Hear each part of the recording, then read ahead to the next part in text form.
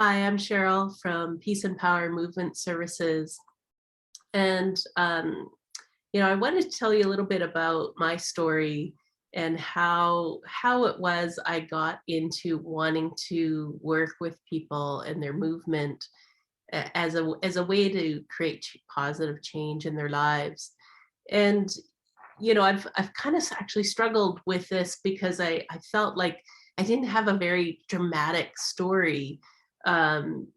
Like I didn't have a horrific accident or injury or something that I came back from. And I've really been inspired by people who share that kind of story. But when I really started to think about it, it was kind of because I had difficulties with movement at much earlier ages than I expected.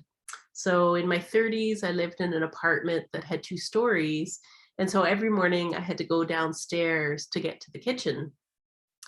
And I noticed, like I wasn't even 35 yet, that in the morning, my ankles were so stiff that I had to go downstairs one stair at a time. And, so this just seemed normal. I was relatively active and healthy, and I was stiff in the morning. And so by the time I was in my late 30s, I was in a job where I spent long hours sitting, working at the computer, analyzing research data. And then just one day, I couldn't, like in sitting, I couldn't really turn to the right or to the left.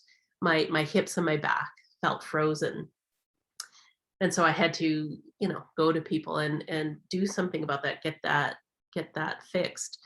I had been active up to that point, going to the gym. I had, trained in my 20s karate and tried Tai Chi. I walked, I cycled.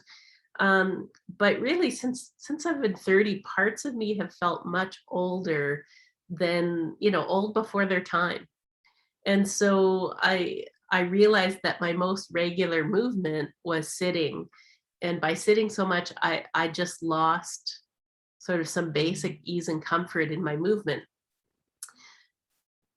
And I'd like to say that I realized that and sort of made changes that helped me move forward. But I received a promotion, so I started in a leadership role. I became a dean in a 2-year college at age 38. And so I sat even more. And so I knew, that I needed to do something. I started a regular Pilates practice. And looking back, Pilates was really a way that I opened up what kind of was the black box of my body. I knew I had hips and I had an abdomen because my pants didn't fall off, but I really had very little sense of myself and how the choices that I had and how I could move. And so through my Pilates practice, I really learned how to move myself more intentionally. And kind of from that point on, it took several years to kind of really get into that. I learned from moving. And, in addition to learning, the kinds of things you would expect, a little better coordination, strength, just being able to sense myself when I was moving, I learned some things about myself through my movement practices that I wasn't learning from other parts of my life. So like I have a kind of internal intensity that actually came out for the first time in a positive way when I was training karate, and really learned how to work with that and how to work with it positively. And I've also learned that when I don't have a martial arts practice to express that intensity, I tend to withdraw into depression. And so I had, because I wasn't doing that earlier in my life, I lived with basically untreated depression for a couple decades. And so I've come to learn that supporting my desire for an intense focus is just part of my healthy life. But I think it's fair to say I had a kind of spiritual mountaintop experience when I started Aikido at age 46. And it was definitely not because I was good at it. I couldn't really roll. I struggled a lot to do early techniques. I discovered for the first time that doing something on my right side and doing something on my left side were completely different. I was much less coordinated, much less able to sense movement on my left side.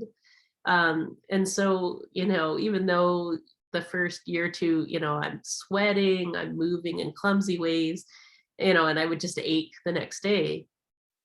I felt something that never really felt before. And, the word for it is joy.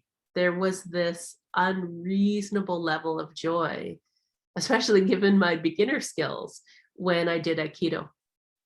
And about 6 months in, I had been practicing twice a week, and I moved it up to training 3 times a week, and I hit a wall. And I remember, it was August, and I hurt all the time, like everywhere. So I would drag myself to work, and then I would drag myself to Aikido practice, and I would feel this like joy on the mat, and was really starting to move in a way that I just I didn't know it was possible. And then I would drive home and I could barely get out of my car. I was so stiff and so sore. And, that stiffness, it would persist until the next class, and then the cycle would repeat. And I thought about quitting every day during this month in August. I told myself, I'm too old to learn Aikido. I'm not athletic enough. I'm never going to be fit enough to do this. I should just give up. Um, and I didn't really know what to do. But two things really stopped me from quitting. In the first, I read a quote that inspired me to keep going. My teacher, Brad Schultz, had self-published a little book called Martial Art Quotes, Inspiration for the Modern Warrior. And when I read a quote from Chuck Norris, and he says, a lot of people give up just before they're about to make it. You never know what the next obstacle, whether that obstacle is going to be the last one. And so I read that, and that was something that kept me going. But the second was a different kind of voice inside of me that said, maybe you're too old to learn Aikido, but if you stop this, like, what are you going to do? Are you just going to get old and like stop moving? And I just couldn't do that. So I pushed through. I kept going. And then one day in September, all of this daily pain, it just left. And I went back to the kind of usual soreness that you would feel when, you use your muscles fully. But that was really a big threshold for me into my Aikido practice. I found Aikido to be a movement art that really can deeply change me with consistent practice. And so it felt like a real threshold experience that let me cross into having what really became my personal movement practice. And that really, could be the end of the story. I mean, I train still, I'm over 8 years now training, and I've practiced through injuries and plateaus. And, I overtrained 1 year. So I had a year of like just wicked plantar fasciitis. And at this time that I'm speaking to this, I'm working towards my black belt. I've got 2 tests to go, and it's the goal for many martial artists to reach. But it's also, frankly, the point when many people who practice quit. They get to the goal and they stop. And I realized that as I'm in this pathway to get towards a black belt, I'm preparing to cross another threshold. One from having a consistent practice to one that's about living in a path, like working with a personal path of growth and development that uses movement as the vehicle for that. And I feel like this is a potent transition for me. And as I've reflected on this, I could describe it in many ways. I could talk about a transition from, just learning to do techniques in a really proficient way to expressing Aikido as a living and moving art. And it's, going from a commitment to practicing regularly at the dojo to practicing in my life every day. And, it's a transition from, understanding basically like how do the techniques work? How do you move? How do you do something like a shionage, to really moving to a deeper understanding of not just what makes the techniques work, but how the art shapes an interaction and the experience when you're living and moving from Aikido principles. And so all of those sort of transitional steps, they're true. But the truest thing I can sense in crossing this threshold from practice to path is actually embracing more fully the transformation that's possible through consistent long-term practice. And I got to be honest, that scares me a little bit. I'm working towards it. I don't think I've crossed that threshold. And so even with years of practice under my belt, stepping into an agreement to let the practice transform me is a way of being on the path I didn't really know existed. And yet at the same time, I think it's one I've deeply desired. Um, even before I knew there was practices that this was possible. And so I'm finding in this place that it's several things at once. I'm stepping into practice in a way that I'm literally changing my own tissues, my muscles and tendons, bone alignment, fascia, to be more elastic and alive, and a better conduit for intention for movement and directed energy. And I'm just learning to live with a level of energy and stamina that I literally feel I haven't known since I was like a child, having this kind of vitality available to me. And I'm being consciously in the process of becoming.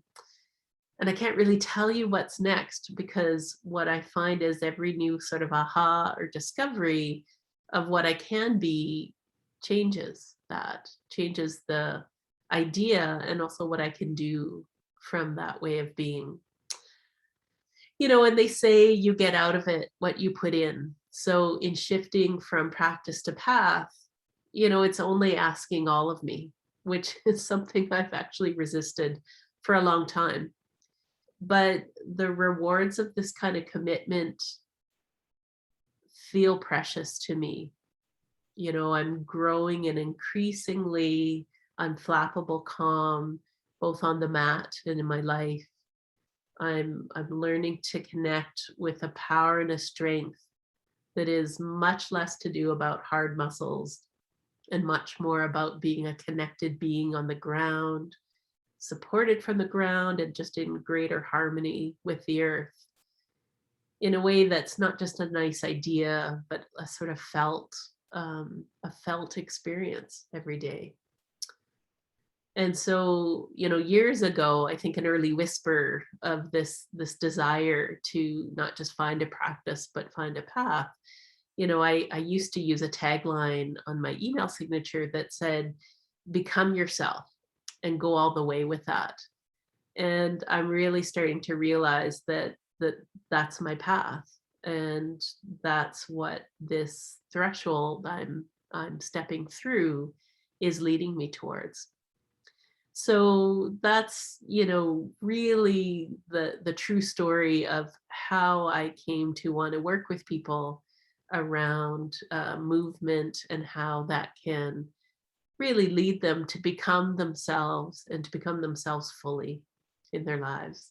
So thanks for listening. Would love to chat with you if you're interested to learn more, or to learn more of how working with me can help you. And take care and have a good day.